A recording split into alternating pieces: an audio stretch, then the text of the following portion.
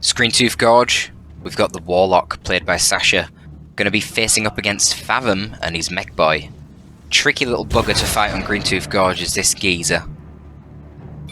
Lots of impassable terrain, lots of garrisons. Very annoying when you're dealing with a teleporting ranged hero.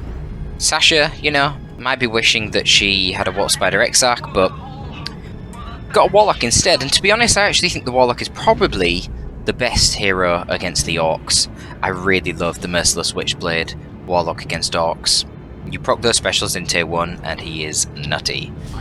I find it's the best counter initiation tool that you can get basically.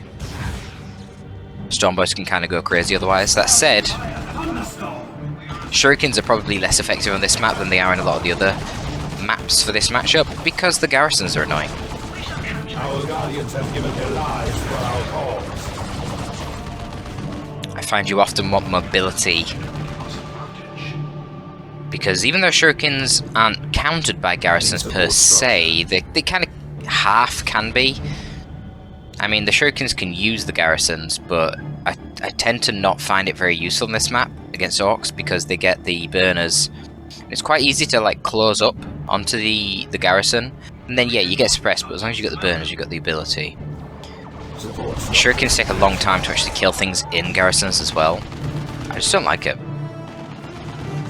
Fathom doing some weird shit as usual. He loves weird shit, Fathom. He just cannot stick with the meta. Only 2 squads of boys to start with, a shooter and a slugger. And double power node at the start. But perhaps understandably so, the map control for Fathom is pretty bad at the moment. Sluggers are doing okay down here, pushing back the Guardians. Not able to make them retreat, but the problem is, because he didn't get that second shooter, he hasn't capped these points. I think right now it'd be really nice if he caught that point. Okay, really interesting. He's going for a fast pain boy. And that was actually super late, if we look at the resources here. Super late. Burner's coming out straight away.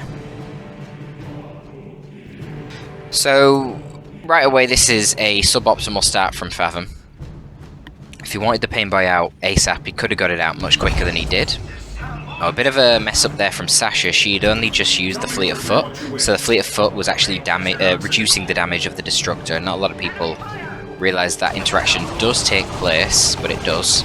And a lot of people do know about it, but they forget in the heat of the moment. They see a nice juicy target to blow up the Destructor, and they want to use it.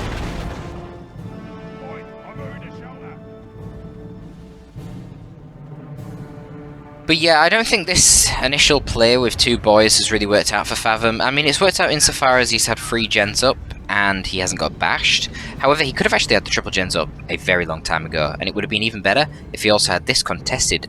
Well, it's also a natural, but it's slightly less natural. If he had that under his control, and he noded that at the start, and he got out the pain boy a lot sooner, then I think things would have gone... Well, obviously things would have gone much better for good old Fathom.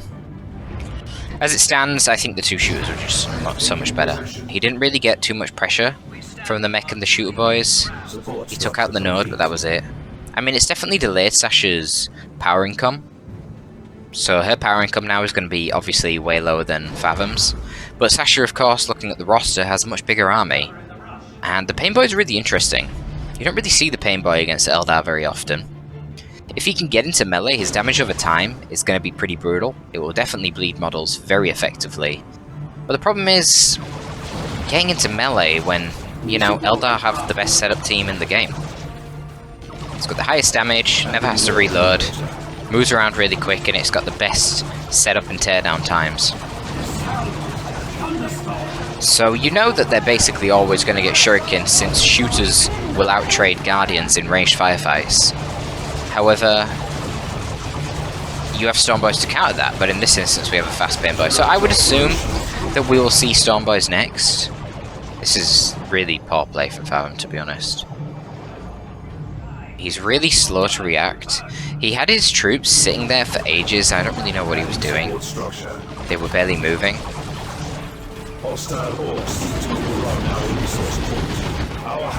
Fully upgraded shooters over here. They're going to melt the Banshees pretty quick, but not before they get the cap. And it is now a triple cap against Fathom. He does have a little bit of a VP lead. So it's not a big deal. Obviously we're early in the game. Core structure complete. We see the mines being picked up for the mech boy. Can be a pretty good purchase against the Eldar actually. Especially if they choose to go for double shuriken rather than ranges. But Sasha does have some ranges here in this instance, so we'll have to see how that works out for her.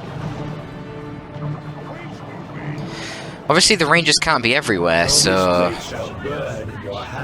you start dropping these mines on the peripheral parts of the map where he's going to be relying on guardians to recover and take back that map control. Well, the mines are going to be very effective. Actually a pretty good play here from Fathom, noticing that he's basically got no chance to save his farm. He just creeps around the corner, evades the main army of Sasha's because obviously it's bigger, goes for a counter bash. He's having pretty decent success, probably not going to get the full bash, no grenades in retreat path, which is good for him of course. 2 clean grenades might have killed the shooters there, it would be quite tricky, since you got to deal with that knob. And it's going to be straight tier 2 for Fathom, wow, ballsy play. So he has dropped 3 gens over here, which obviously he has that surplus requisition because he's got so few units in tier 1. But now he leaves himself pretty vulnerable to getting fully bashed, or even worse. If Sasha managed to lock down this power and take it, steal the power, oh my god, she's going to be in an absolutely phenomenal position, but we'll have to see. I would say Rangers cap the mid VP, Warlock to the natural VP, and go from there. Okay, Rangers are over here, they're not going to be able to capture that. Sasha's making the correct play, she's not capping this VP. She's bashing the gens, which is definitely a safer option than attempting to cap them.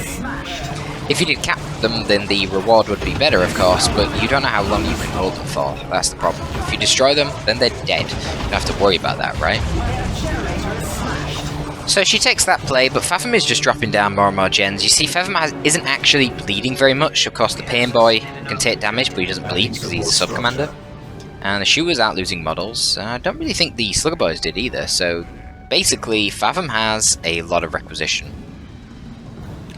You can see that in the income here. Sasha was only, was that 282 to the 350 nearly of Fathom per minute of requisition. So Fathom just keeps throwing down generators, and the result of that is that he does have the little bit of power that you need to get the war truck, and a Slugger on for his boys over here. Sasha is on her way to tier 2. So we'll have to see if this war truck can get out in time, and if it can get over to the farm and finish off the remainder of the power. Right now, this node is getting taken out by the Slugger Boy, so that's good. So right now, Sasha only has 2 gens and a node left. If this war truck can get over there quickly, take out the remaining gens, then that would be great for Fathom. But actually, he's going to be a little bit delayed, because the truck is now out, but the problem is that the Sluggers have to wait to stop retreating before they can get in it. So this is slowing him down a little bit. Sasha is now tier 2, obviously not seeing any vehicles yet, so we've still just got a shuriken platform, no bright lance. But there's nothing near the gen farm right now, so if Fathom whizzes out, he might be able to get that gen bash. It's going to be kind of risky though. Definitely can force off this army here because it would take too long for them to get any AV upgrades anyhow. The worry then would be that the war truck will not have time to get to the base. If Sasha starts the Bright Lance upgrade before retreating, which she doesn't, which is huge, then by the time the Shuriken gets back to the base, it will already have a Bright Lance. It can set up here and protect the gen farm. But Sasha doesn't actually do that. I guess that was a bit of panic. I would assume that she wants the Bright Lance because she has no other options for AV, and she doesn't have any excess requisition to get Fire Dragons or a vehicle of her own. So now she has to start upgrading the Bright Lance, and the problem is that's going to take a lot of time. Also, she's got Auto Reinforce turned on, so she is reinforcing Guardians right now when she needs the Rex to upgrade the Bright Lance. So this is actually quite, I mean, it seems very minor, right, from Sasha. This is quite a big deal, because now the Bright Lance isn't available, and it's going to be quite tough to take out this War Truck. It's going to take some time. Let's see how this fight goes. We've got the Pain Boy in there, who can heal off a lot of the damage from the Sluggers. I don't even think he used his heal. He's full HP with his stronger Git Source, and he goes down! Oh my god, an absolutely huge loss. Witchblade of Kurnos playing just a huge role there in taking it out. The Ethereal Slash ability, not only does it do that massive amount of burst damage, but it knocks over all the enemy units, and it knocks over that Pain Boy then, who was left in a very vulnerable position, able to be chopped to pieces by the Banshees.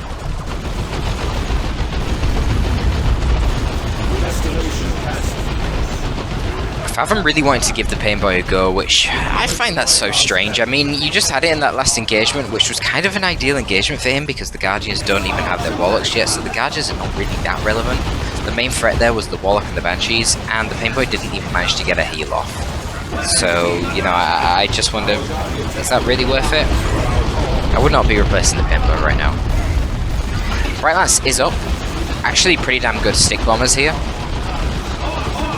Yeah, and they can just run into melee.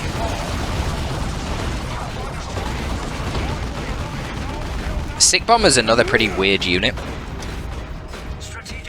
And now some Grots too. So the Grots are going to be turned into the repair crew. They're going to be dealing with the repairs here.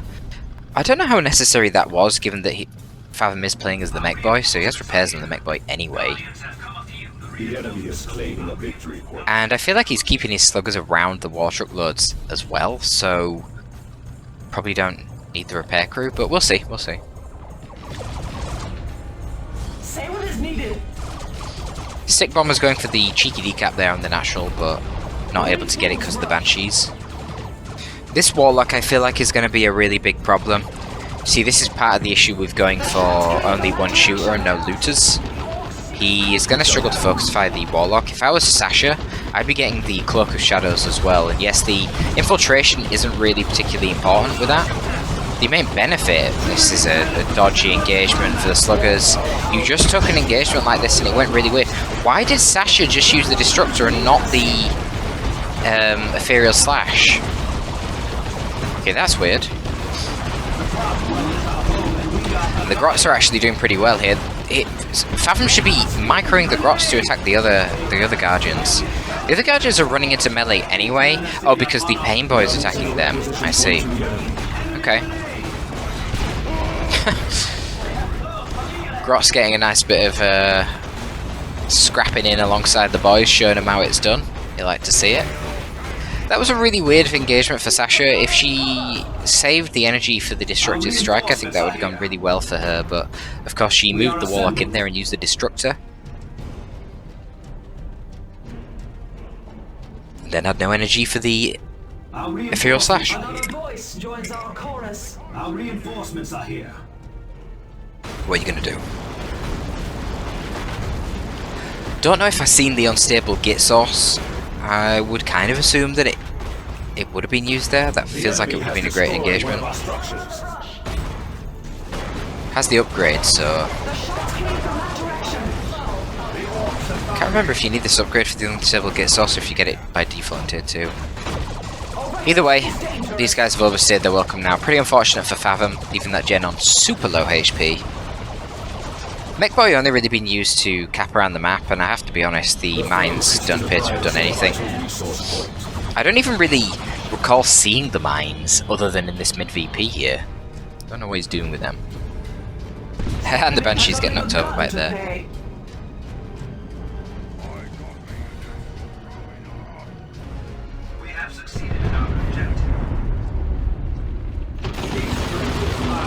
Sticks again. I feel like they had one good engagement and now they've just sort of not really done anything.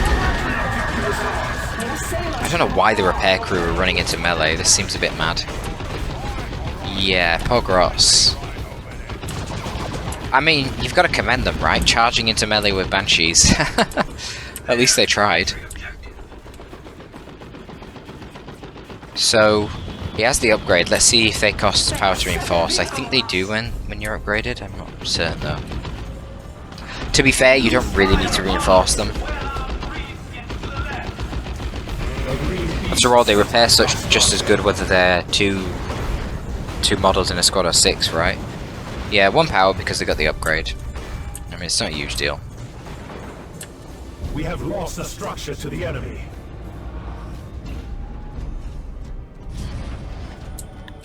We do see some mines over here, but I mean, one individual mine is not going to do too much. I wonder why there's only one mine. That's a bit weird.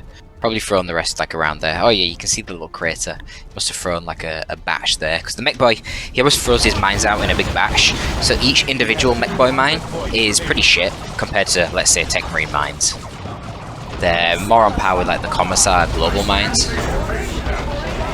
Alright, we're going to get one of these melee scraps again. Let's see if Sasha actually uses Ethereal slash Well this time. Nice stun bombs. Unfortunately for Fathom, very slow on the follow-up. Slugger Boy should have been way closer here. Look how long the Banshee's been stunned for. Can you imagine if they were getting meleeed the whole time? Again! No heal from the Pain Boy. Fathom needs to stop sending the Pain Boy into melee. Just keep him back. If you're so worried about getting specialed and then killed in retreat that you need to keep retreating instantly, just keep him back until you've used your heal. He's taking fights here where he's not even getting the heal off of the Pain Boy, which is ridiculous. Why have the Pain Boy if you're not even able to get the heal off of him? Anyhow, both players have somehow got to tier 3 without me noticing. We're going to see a Seer Council for Sasha and a Loot Tank for Fathom. Now I understand what's going on here from both players, and honestly this favours Fathom quite a bit. Obviously Seer Council don't have hard AV. Sasha wants something to really ensure that she has absolute dominance in the melee fights, and let's face it, with Seer Council she will. The Sluggers, the Pain Boy and the Grots, they not really got much of a chance against the Seer Council plus Banshees. So that's good for Sasha, but the problem is she's got very little AV. She's only got a Bright Lance and heavy melee Banshee Exarch. So a Looted Tank should be very difficult to kill. You know it's rough when you are struggling to kill a War Truck and your opponent has a tank, right? That's gonna be pretty tough.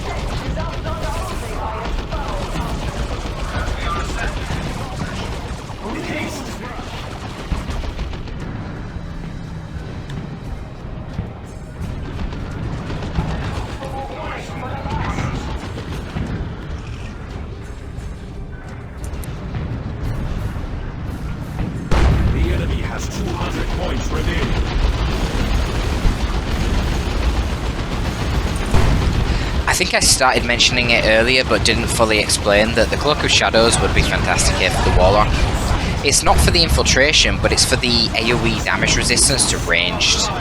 That would be really strong right now because Fathom is relying a lot on range damage to chip away. Okay, this is looking like capitulation. Shooter Boys and Pain Boy just got wrecked. Pain Boy is really not achieving a whole lot. I really wish Fathom would stop buying them. The Looted Tank, on the other hand, is doing, frankly, amazing. Bright Lance there got a little bit of chip on it, so it moved away using the Speed Global, Cult of Speed, from the Mech Boy. And it looks like we're going to see an Autark. And the Autark's really interesting because she has a passive ability called Scorpion Shield, which will reduce the damage taken from ranged attacks for nearby troops. This ability stacks with the passive ability of the Seer Council, which does the same thing. So you can cause your army to be a lot more protected from ranged attacks. And then you can stack that with the Cloak of Shadows, which gives you AoE damage resistance. One of the cool things about the Warlock is that you can use the Cloak of Shadows, which gives you 50% damage resistance to the Warlock, and a little bit less, I forget the number, it's like 20 or 30%, to all the infiltrated units nearby. But then you can drop Distort Field, the global of the Warlock, on the Warlock as well, and it goes from 50 to 100%, so you literally become immune to range damage for a short while, which is pretty dope. But you know, I'd like to be seeing the Distort Fields coming down on the Seer Council and the Banshees in these key engagements. Now Sasha is pretty lacking in red at the moment, obviously using a fair bit of red for that Autark drop, but we'll see what happens from here. A little bit surprised actually that the Autark went immediately for the Executioner Spear and no Fusion Gun. Fusion Gun could actually be pretty handy to take out the Looted Tank here, and I must admit, I really do think the Looted Tank is the biggest threat that Fathom has for Sasha's composition right now. Looters were purchased by Fathom. A very interesting choice. I suppose it's... I mean, if the Seer Council or the Banshees walk headfirst into Looters, Looters are pretty decent because, you know, they suppress them, they do really good damage up close. My worry is that level 1 Looters against Seer Council or level 1 Banshees, apparently, they're just going to die very quickly if they get flanked. The leap into combat and the knockback from the Seer Council can be very easy to wipe a setup team if you hit it from the flanks without them noticing. So Fathom will have to be very privy to that. Fathom does now have Commandos as well. I don't know where he's getting all the resources from, if I'm honest with you. But he's certainly getting quite a few resources, because he's getting a lot of units here. Honestly, Grotz probably could have ran forward there and just tied up the Bright Lance so the looted tank had no concerns, but the looted tank's alright anyway, it's going to back off. The power melee of these guys will do decent damage to the vehicles. Power melee does 50% of its damage against vehicles versus the 50% that heavy melee does, so a little bit less than a third of the damage of a heavy melee unit. But because melee damage does such high DPS, it still will kill tanks, as you've seen, especially with the rear armor damage there. It will kill them. But a tank is faster, so you know, you shouldn't really give them opportunities to attack you, unless you fuck up your micro. And that was a little bit ballsy there from Fathom. Chasing way too far forward when he's seen the Banshees and the Seers back off. And unfortunately he walks his blue tank into a Bright Lance, and that is his most powerful tool. Now gone. Oh, really close to killing the Warlock though there. I think one more hit from these sluggers probably would have done it. Level 2 sluggers. Certainly one more hit from the slugger knob would have done it. Nice use of the mech boy mines. Look at this. It's disrupting the shit out of these Seer Council. Trying to wind him up and get into melee. It's not going to work though.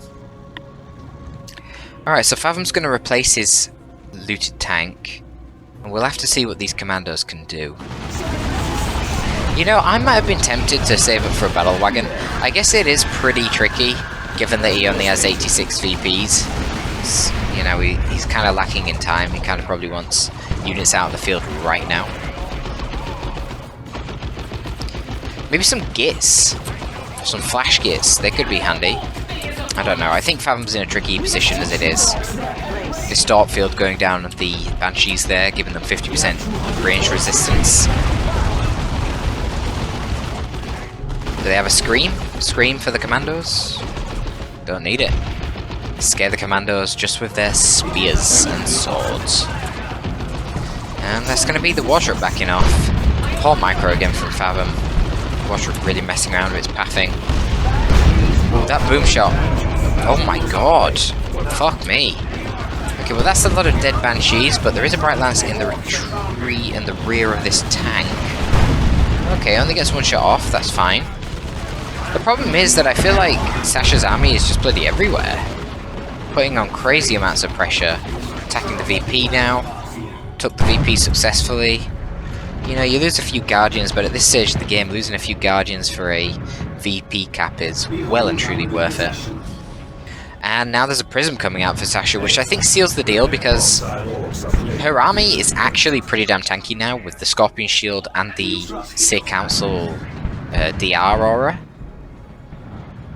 You've got to remember the Warlock gives damage resistance to ranged as well, so Eldar have a load of tools to get damage resistance to ranged. And it's funny because they're so vulnerable in Tier 1 to high amounts of ranged piercing DPS, but then in Tier 2 and Tier 3 they get all these tools to counter it, which is pretty cool. Yeah. And when the Fire Prism comes out, the main threat is basically dealt with then. So because all these melee troops are so tanky with all these ranged DR buffs, the looted tank isn't able to push through and chase down a Prism. 1v1, a Prism will lose. Because it doesn't have the DPS and it doesn't have the HP. The Prism has the range and the damage. So it moves in, takes a pot shot at the looted tank, backs off, and you get your vision from your melee troops. The melee troops die too quick, the looted tank's just going to rush through with cut speed and kill your Prism. But with these guys being as tanky as they are not dying anytime soon. Actually a really nice use of the Auto-attack here in the late game. Didn't even need the fusion gun, which I think would have been something to consider.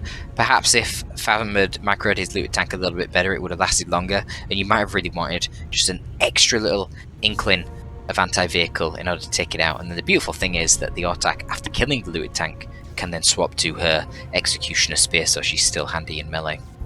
But there you go, that's going to be all for this one. Is this a sloppy Saturdays? I think it probably is. I think this was sufficiently sloppy. I'm sure Fathom can do much better than this. It was probably a bit of an off day, but... Hey, I got the replay sent in. I've done a cast. There you go. Thank you for tuning in, folks. That is all from your boy, Torpid, today. Enjoy your weekend. Torpid out.